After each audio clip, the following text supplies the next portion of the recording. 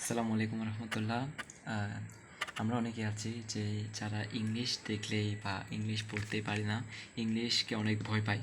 তাদের জন্য আজকের এই ক্লাসটি, বা যাদের ইংলিশ গ্রামার খুব বেশি এত বেসিক থেকে ক্লিয়ার নেই, বা আবার যারা ইংলিশ গ্রামারকে দেখলেই বা পারে না এমন মনোভাবটা নিয়ে আসে, তাদের জন্য আজকের এই ক্লাসটি। আশা করি এই ক্লাসটি দেখে উপকৃত হবেন। উপকৃত হলে আমার চ্যানেলটি সাবস্ক্রাইব করে দেবেন।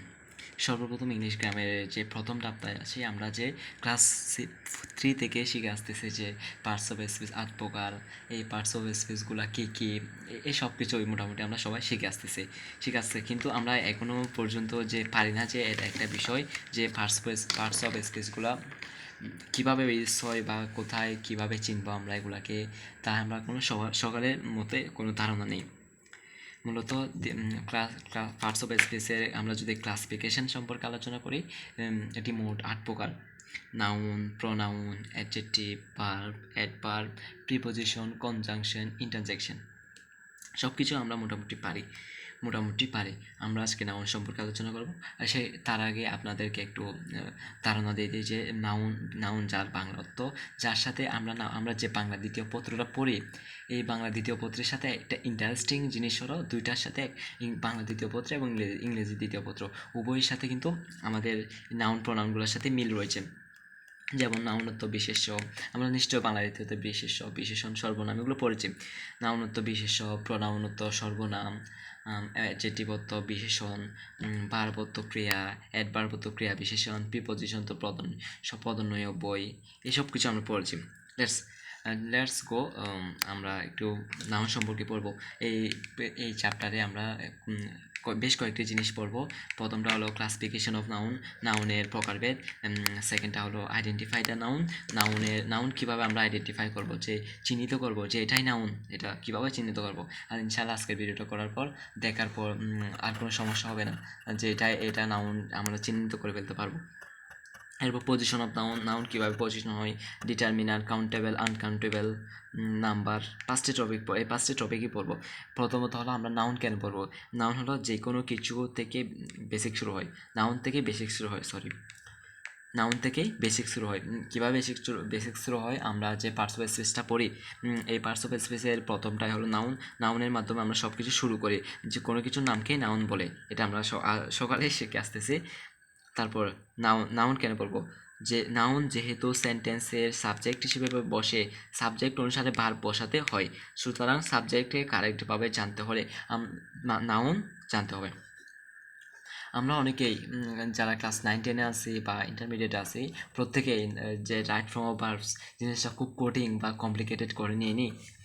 আসলে কি তা একদম না পারার মতো, যে এটা কি বাঘের মতো, যে আমরা ধরলেই আমাদেরকে থাপা মেরে মারে ফেলবে? না, আসলে এটা আমাদের ভুল ধারণা। যে নাউনটা আমরা যদি নাউন প্রনাউনগুলো পারি, যে ভার্বগুলো তেমন একটা রাইট ফর্ম অফ ভার্বটা তেমন একটা কঠিন হবে না।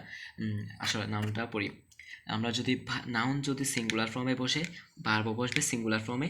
আর নাউন যদি ফ্লোরাল ফর্মে বসে, ভার্বটাও ফ্লোরাল ফর্মে বসবে। যেমন একটা এক্সাম্পল দিয়ে দেখি। Mars dash a planet in our solar system. Mars তো মঙ্গল গ্রহকে বোঝাচ্ছে। মঙ্গল গ্রহ ইজ ইজ ইজ কেন বসছে? মার্স মঙ্গল গ্রহকে আমাদের বিশ্বে, আমাদের সৌরজগতে কি বা 7-8টা আছে, এরকম কি দেখছি আমরা কেউ? যেহেতু মঙ্গল গ্রহ একটাই আছে, সেহেতু আমরা মঙ্গল গ্রহ যেহেতু সিঙ্গুলার ফর্ম, সেজন্য আর তো বসবেই না। কাটা আর হলো ফ্লোরাল ফর্মে বসবে। এখন উইল তো বসবে না, উইল হলো ফিউচার টেন্সে। আমরা যখন টেন্স পড়বো ওগুলো সব ডিটেলস আসবে। উইল হলো ফিউচারে। মার্স কি এখন আছে নাকি ভবিষ্যতে আবিষ্কৃত হবে? কি আমাদের কিন্তু মঙ্গল গ্রহ কিন্তু এখনই আছে, সেজন্য ওয়াজ হবে না। মার্স ছিল না, মার্স এখনো আছে। Mars is a planet in our solar system. Then আসতেছি, the United States dash a big navy. The United States বলে এটা বোঝাচ্ছে আমেরিকাকে বিগ নেভি, একটি বড় একটি নৌসেনা রয়েছে। এখানে আমাদের আনসার অপশানে দিচ্ছে have, is, will. United states has a big navy. কীভাবে? ইউনাইটেড স্টেটসের কিন্তু অনেকগুলো নেভি ফোর্স নেই, একটাই আছে যেটা কিন্তু বড়কে বোঝাচ্ছে, এটা বড়ই বোঝাচ্ছে। এরপর আসতেছি আমরা আস্তে আস্তে সবগুলো করবো ইনশাল্লাহ। টাইপস অফ নাউন, নাউনের প্রকারভেদ। নাউন হলো প্রধানত নাউন হলো দুই ধরনের। একটা হলো কনক্রিট নাউন ইন্দ্রিয় কার্য, যেটাকে আমরা ইন্দ্রিয় কার্য নাউন বলি। আর একটা হলো অ্যাবস্ট্রাক্ট নাউন বা গুণবাচক নাউন।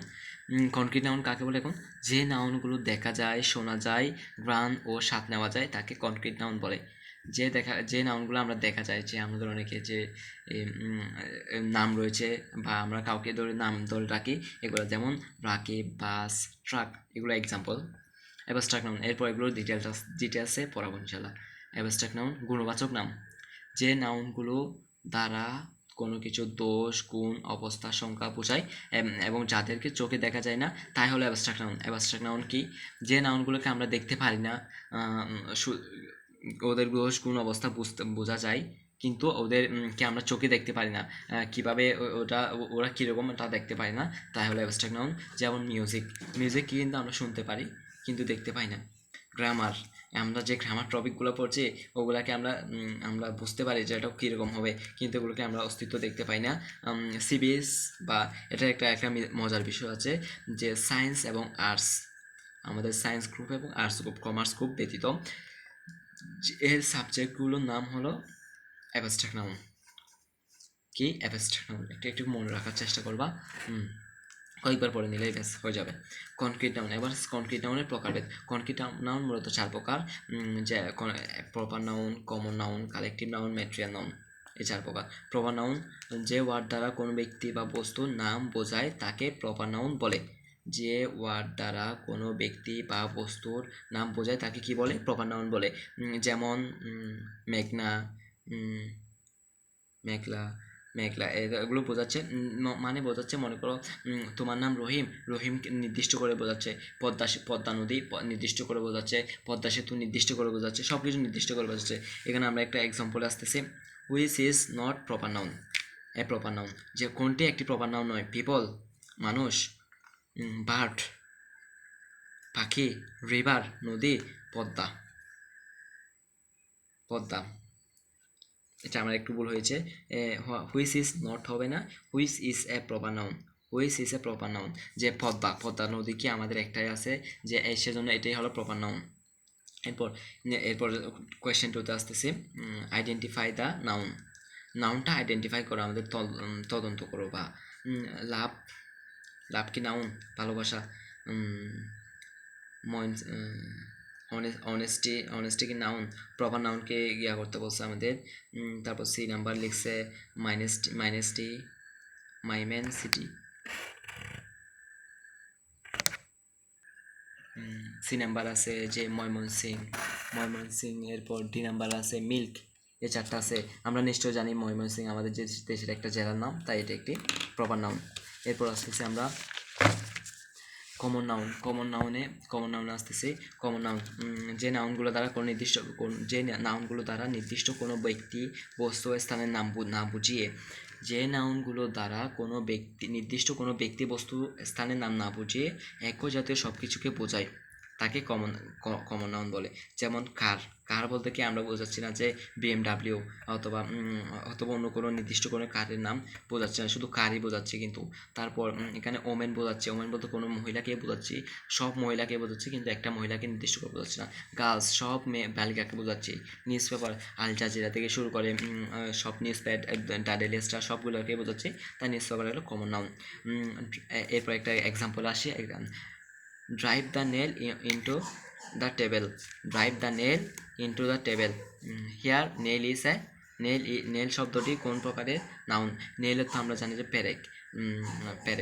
প্যারেকটা কোন ধরনের নাউন? প্যারেক বলতে আমরা কিন্তু কোন একটা নির্দিষ্ট বস্তুকে বোঝাচ্ছি না, বস্তুকেই বোঝাচ্ছি। প্যারেকটা হলো একটি বস্তু, তাই এটা হলো ম্যাটেরিয়াল নাউন বা বস্তুবাচক বিশেষ্য। তারপর কমন নাউন, কালেকটিভ নাউন, যে নাউন দ্বারা এক জাতীয় বস্তু বা ব্যক্তিকে পৃথকভাবে না বুঝিয়ে তাদের সমষ্টিকে বোঝায়। যে নাউন দ্বারা কোনো এক জাতীয় বস্তুকে না বুঝিয়ে এদের সমষ্টিকে বোঝায় তাদেরকে কালেকটিভ নাউন বলে। যেমন জুরি, বিচারক মণ্ডলী, আর্মি, ফ্লক, পাখির জাক লেখা আছে অডিয়েন্স। এখানে দিছে হুইচ গ্রুপ অফ ওয়ার্ডস আর কালেকটিভ নাউন, কোন গ্রুপের ওয়ার্ডটা collective noun? Army, America, army সেনাবাহিনী, আর আমেরিকা ওয়াটার, মিল্ক, স্টিল। এই তিনটা ওয়াটার পানি, দুধ এবং steel. Cattle, army, class, unity, helpness, property. অবশ্য হবে ক্যাটেল, আর্মি। ক্যাটেল তো গরুর পাল, তারপর আর্মি, ক্লাসেস, অবশ্যই এটা এটা বোঝাচ্ছে। ধন্যবাদ সবাইকে। ক্লাসে আগামী ভিডিও পাওয়া পর্যন্ত সুস্থ থাকবে, ভালো থাকবে, এবং সবাই আমার সবাই কারো নোটগুলো লাগলে ভিডিওর কমেন্ট বক্সে লিখে দিবেন, এবং আমার চ্যানেলটা সাবস্ক্রাইব করে দেবেন। ধন্যবাদ। আসসালামু আলাইকুম।